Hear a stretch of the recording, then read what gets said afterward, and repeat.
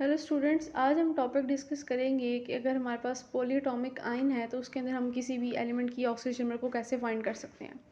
मैंने यहाँ पर कार्बोनेट आयन लिया है और सल्फेट लिया है। कार्बोनेट में हमने फाइंड करनी है कार्बन की और सल्फेट में हमने फाइंड करनी है सल्फ़र की। ओके, सबसे पहले हम क्या करते हैं, हम रूल फॉलो करते हैं कि अगर हमारे पास पॉलीएटॉमिक आयन हो उस केस में जितने भी एलिमेंट हैं उन सब की ऑक्सीडेशन नंबर का जो सम होता है वो इक्वल टू होल चार्ज के इक्वल आता है। तो इसलिए इसको हम जो है वो ऐसे लिख लेंगे CO3 is equal to -2।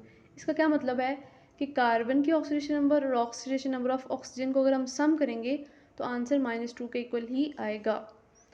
Okay, carbon की हमने फाइंड करनी है, इसको हम एज इट इज़ लिख लेंगे। ऑक्सीजन के 3 मोल है तो इसको हम जो है 3O लिख देंगे इक्वल टू -2।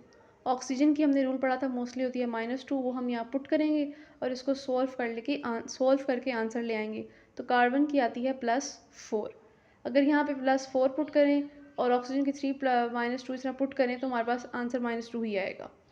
ओके, इसी तरह सल्फेट में भी ऐसे ही जो होल चार्ज होगा वो इक्वल टू -2 आ जाएगा और ऑक्सीजन की ऑक्सीजन में पुट करके हम जो है सल्फ़र का आंसर ले आएंगे।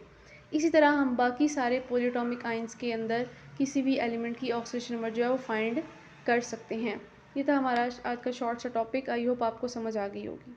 अल्लाह हाफिज़।